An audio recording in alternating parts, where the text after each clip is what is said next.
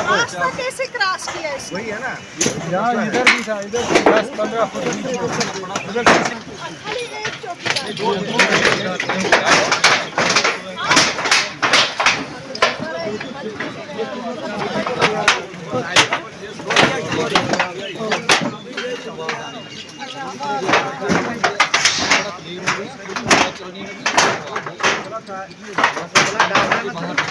बाहर निकला, मैं देख रहा हूँ यहाँ से आग बढ़ मैंने चिमाया उधर 1.5 जब तक मैं उधर से विदिन 20 मिनट्स ये सर्कल जैसा बन गया, पूरी आग 20 मिनट्स के अंदर ये एक्चुअली वही कह रही हूँ कि हम इनको बसाएंगे भी और इनकी प्रॉपरली जो रेवेन्यू पेपर्स हैं वो भी तैयार होंगे और एक सिस्टम वे से यहाँ पर इनको हम बिठाएंगे और इनके नाम की अलॉटमेंट होगी। और मैंने यहाँ पे एग्जीक्यूटिव ऑफिसर उनको म्यूनसिपलिटी वालों को भी बुलाया है, वो हम बैठ के म्यूनसिपलिटी के अंदर क्या क्या गाइडलाइंस है और उनके फंड्स भी होते हैं। ऐसा मदद क्या हो सकती है? मैं वही बोला कि शर्ट्स हम आपको बना के देंगे, वो हम प्रॉपरली बैठ के हम कैसे करेंगे, क्या करेंगे, जिसका शर्ट जला है उनको हम शर्ट बना के देंगे। और उसके अलावा भी जो भी आपका सामान वगैरह जला है वो भी हम टेकअप करेंगे किसी कंपनी से, कहाँ से हम करेंगे वो एक सिस्टमेटिक बैठ के आपके लिए, क्योंकि जब तक लिस्ट हमारे पास नहीं आएगी कितने लोग हैं तब तक हम कुछ फैसला नहीं ले सकते। लेकिन जितने भी हैं,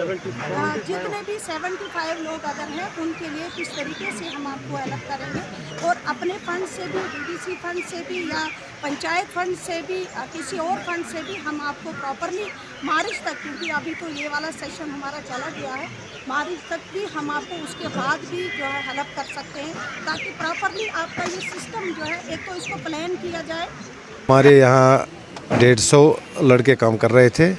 रेडीमेड वाले, कॉस्मेटिक वाले, ओल्ड रेडीमेड, सब्जी फल फ्रूट वाले, सारे 150 करीब थे। कम से कम हर फड़ी वाले का 4 लाख 5 लाख का नुकसान है। कुल मिला के कम से कम 1 करोड़ 1.5 करोड़ तक नुकसान हुआ है। तो आपकी क्या दरख्वास्त रहेगी आला हुकाम से? हम आला हुकाम से ये गुजारिश कि हमारी रिलीफ की जाए, हमारी मदद की जाए और हमें यहाँ फिर रोज़गार के लिए मुहैया किया जाए। जी, अपना जवान लेकर पूरी पुलिस आई है, तहसीलदार साहब आया है, फायर सर्विस वाले साहब वो भी आए हैं, तो फिर उनने बचाने की कोशिश की है, मगर इसमें लगभग 100 का 100% नुकसान हुआ है। इसमें कोई बचने की कोशिश रहा ही नहीं इधर कुछ। फिर भी इनने बहुत कमाल किया है, ये बाकी बिल्डिंगें शिल्डिंगें बच गई, नहीं तो पूरा बाजार जल जाता था। अब बेचारा था मेरे साथ, ये बेचारा गरीब तबका, कोई 100-120 आदमी, लिखा पढ़ा आदमी मेरे साथ था, बेचारा काम नहीं है, मजदूरी नहीं है, नौकरी नहीं है। इधर अपने बच्चों को पालते थे, फड़ी पर काम करते, अपने अपने दुकानों, अपने अपने शर्ट बनाया था, इन पर काम करते थे, तो अपने बच्चों को पालते थे, लिखाते थे, पढ़ाते थे, शादी दवाइयाँ कुछ भी यहाँ से कमाते थे, तो बेचारा घर चलाते थे।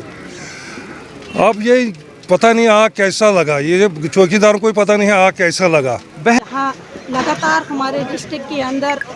जो फायर वारदातें हैं वो लगातार हो रही है। जैसे आपने पहले देखा कि पहले डिस्ट्रिक्ट रामबन में गांधरी के अंदर पूरी मार्केट जल गई, उसके बाद हमारा खड़ी का एक इलाका है पूरा गाँव जिसमें 40 हाउसेस वो ख़त्म हो गए। अभी रिसेंटली उखड़ाल के अंदर मार्केट जल गई। तो आज बनिहाल के अंदर 75 जहाँ पर अभी बता रहे हैं कि यहाँ पे जो खोखास और शर्ट्स थे, रात को जो है अचानक आग नमूदार हुई और आपने देखा कि कम्प्लीटली 100% जो है डैमेज है, कुछ नहीं रहा है। तो ये मैं समझती हूँ कि शायद हमारे लिए एक बदकिस्मती है कि लगातार ऐसे हादसे हो रहे हैं,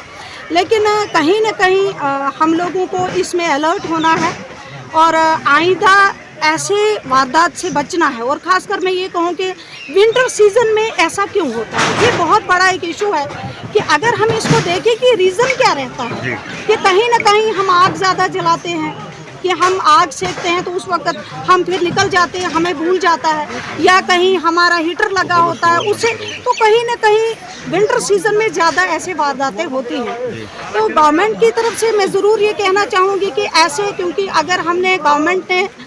रेजिडेंशियल हाउसेस के लिए रखा है प्रोविज़न कि उनको SDRF के अंदर जो है कंपनसेशन दिया जाए, इसी तरीके से जो कमर्शियल, जो बिल्कुल बिलो पॉवर्टी लाइन लोग हैं, जो सिर्फ इसी हैंड टू माउथ अपना जो है ज़िंदगी गुजारते हैं, तो उसके लिए गवर्नमेंट को एक प्रॉपर एक पॉलिसी बनानी चाहिए उनकी हेल्प के लिए। मैं बनिहाल के अंदर, क्योंकि ये रात को जब वाक़या हुआ तो मैं संगलदान में थी, सुबह ही मैं रामबन के अंदर आई हूँ, एक प्रोग्राम था एग्रीकल्चर की तरफ से। DC साहब के साथ बैठ के हमने इस इशू को डिस्कस किया कि किस तरीके से हम इनको हेल्प कर सकें। और मैं यहाँ पे देर से इसलिए पहुँची क्योंकि जो हमारा हाईवे है वो ब्लॉक था, अभी जस्ट जैसे ही खुला है और मैं यहाँ पे आई हूँ ये देखने कि कम से कम मैं ये असेस कर सकूँ कि रीज़न क्या हुआ और कितने लोग हैं जो यहाँ पे जिनको जो है ये नुकसान हुआ है। तो यहाँ पर देखा बहुत बुरा हाल है, क्योंकि लगातार यहाँ के जो बेचारे गरीब लोग थे वो इस वक्त, जैसे यहाँ पे प्रेसिडेंट साहब ने कहा कि वाकई में जो है अगर 75 यहाँ पे शेड्स थे तो मीन्स 75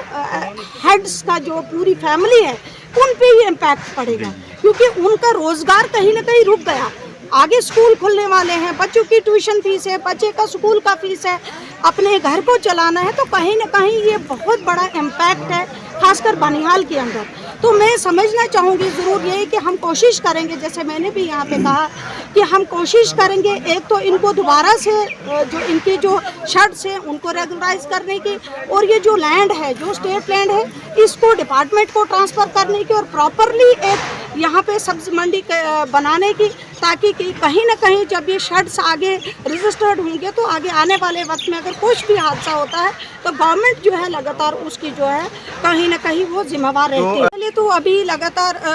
जो है यहाँ पर कल से ही जो है शेड्स दोबारा से बनने शुरू हो जाएंगे,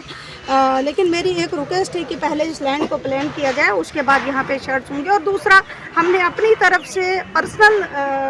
पर्सनली मैंने इनको 50,000 जो है ओवरऑल जो है इनकी हेल्प के लिए जो है डोनेशन किया है। बाकी एज चेयरमैन मैं इनसे वादा ज़रूर करती हूँ कि मैं म्यूनसिपलिटी और पूरा 3 टायर सिस्टम जो हमारा जितना भी कंपनसेशन या जितना भी हमारा फंड्स होता है, हम प्रॉपरली बैठ के इनको सही तरीके से रजिस्टर करेंगे और इनको हम हर शेड, जिसका शेड था यहाँ पर, उसको हम कोशिश करेंगे कि हम उनको शेड जो है अपने फंड से दें, ताकि आने वाला जो हमारा सेशन होगा उसमें इनको जो है प्रॉपरली यहाँ पे बनाया जा सके। और दूसरा, मैं इस इशू को जो है चीफ सेक्रेटरी सर से भी कल टेकअप करूँगी और DC साहब से भी आज मैंने टेकअप किया है। प्रॉपरली गवर्नमेंट की तरफ से कोई ऐसा रास्ता निकाला जाएगा जिससे इनको प्रॉपरली जो है विद इन वीक जो है कोई हेल्प हो सके।